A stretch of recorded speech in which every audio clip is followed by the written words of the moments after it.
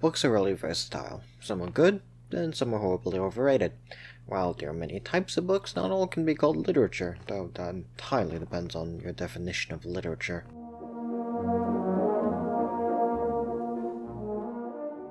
You've probably watched plenty of video essays who all have the same structure: an intro that implies some sort of question, then a title that outright says the question.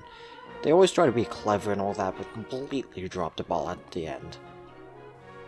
Anyways, literature's definition is one that's still discussed. Google defines literature as written works, especially those considered of superior or lasting artistic merit, which I find to be a bit broad as it encompasses everything from Beowulf to culture-defining works such as My Little Sister Has Hemorrhoids.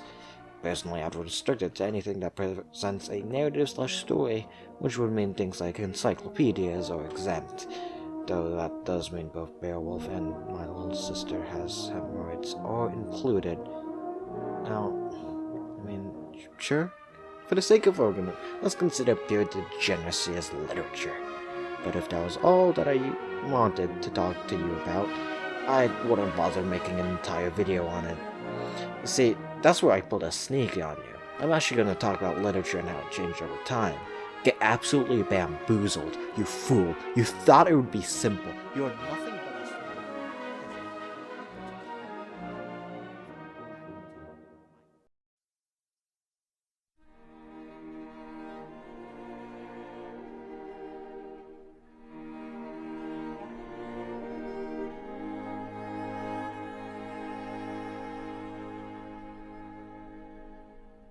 To tackle this oh-so-large topic, we'll look at the novels Jane Eyre and Never Let Me Go, written by Charlotte Bronte and Kazuo Ishiguro respectively. Why these two?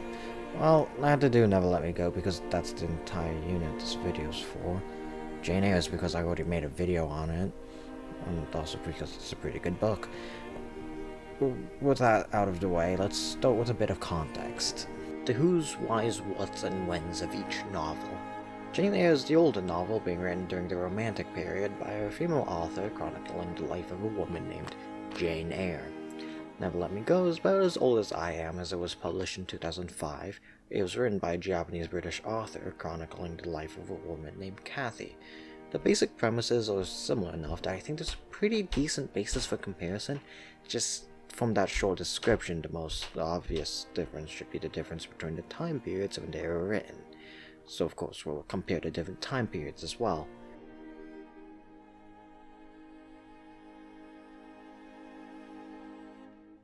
Romantic literature is where people start to care more about normal people instead of grand heroes or Shakespearean tragedies. The main character of Jane Eyre isn't some uber important person, she's just a normal woman who's important to some people and has people who are important to her, just like any other person. She's also depicted throughout the story as enjoying solitude and general peacefulness, which is another aspect of romanticism. There's also some elements of the supernatural in Jane Eyre, however. It doesn't play too big of a part in the overall story, though I did think it was worth mentioning, as it is another common aspect of romanticism, just not in Jane Eyre it seems. Depression and apathy. That's pretty much it. I should explain, shouldn't I? Will I? Doesn't matter. Will it matter? Why are we still here? Just to suffer?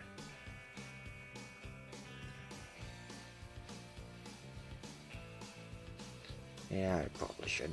Well, postmodernism at its core is the rejection of the flowery ideal of modernism, where people had the absolute depravity to believe that humans of all things could work together towards a better future. Like that'll ever happen.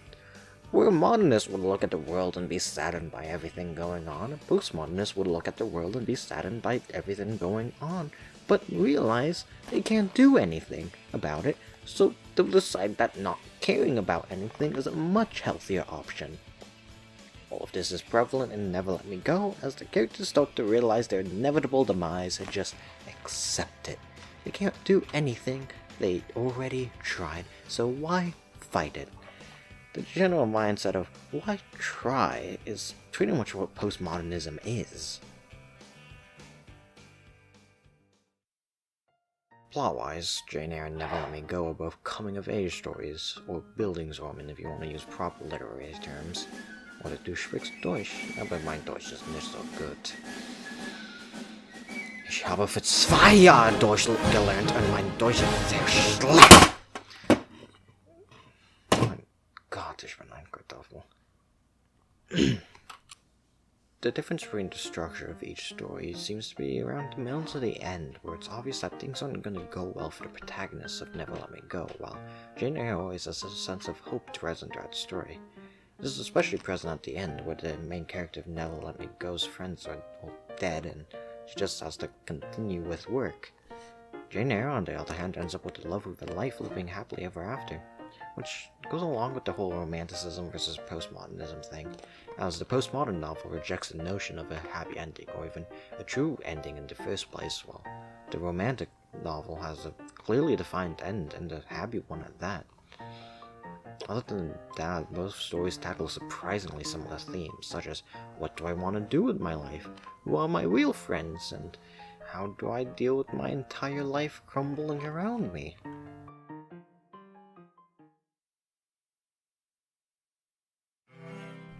As can be seen in an example from around 10 seconds ago, depending on the time period, the direction of 2 very similar plots can vary greatly, which leads to the overarching point that I want to make.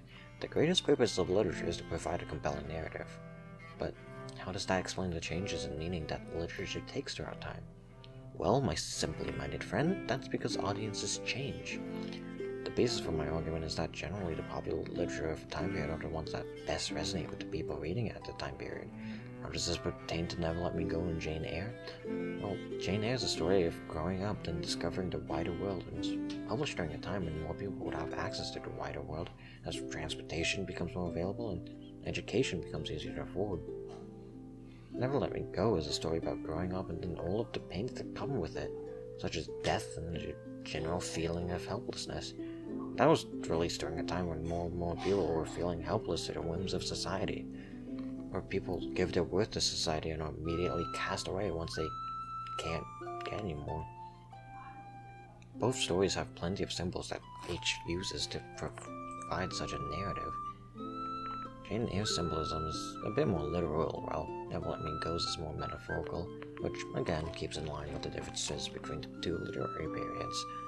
For example, in Jane Eyre, the moment she comes back to Thornfield Hall and sees that everything has been burnt down could be a symbol for the emotional pain that Jane and others were carrying once she left Thornfield in the first place.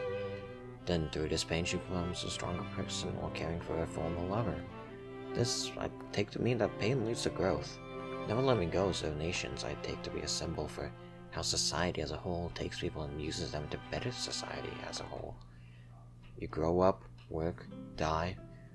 Repeat this for billions of people and you get most of the modern world. Both of these symbols would have been especially relatable to audiences during their time. The industrial age of Britain would have taken quite a liking to the thought that even though something may hurt at the moment, things would get better, especially when you consider the conditions for most during the Industrial Revolution. Our globalized and postmodern world would highly relate to the notion that your worth is taken from you by a society who doesn't care.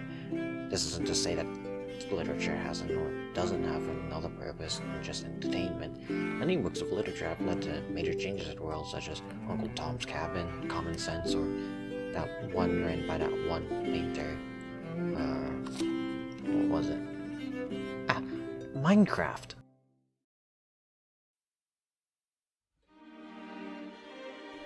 To be honest, I did not enjoy this year for multiple reasons, one of the main ones being the fact that we had to do Zoom. Never have I seen my motivation just disappear as quickly as it did, which led me to not getting work done on time, which led to a bit of self-doubt and all that, which killed my motivation, which led me to not getting any work done on time, which led to more self-doubt, on and a downward spiral of procrastination and apathy. But in the end, after everything has been said and done, I do think that I have grown as a person. Just in this class, I feel like I understand how to analyze whatever I'm reading a lot better, though I'm not entirely convinced that's what I'm going towards my future, but that's an entire debate for another day. Anyways, when I compare my essays from first semester to now, I don't immediately see a difference, but when I read close, I can tell I understand how critical theory works a lot better now than I did before. Well, that's pretty much everything. It's a weird thing that I'll be done with high school in just 2 years unless I severely mess up as an upperclassman. I'll be in college, then a career, and possibly marriage. Probably not, though. I can hope.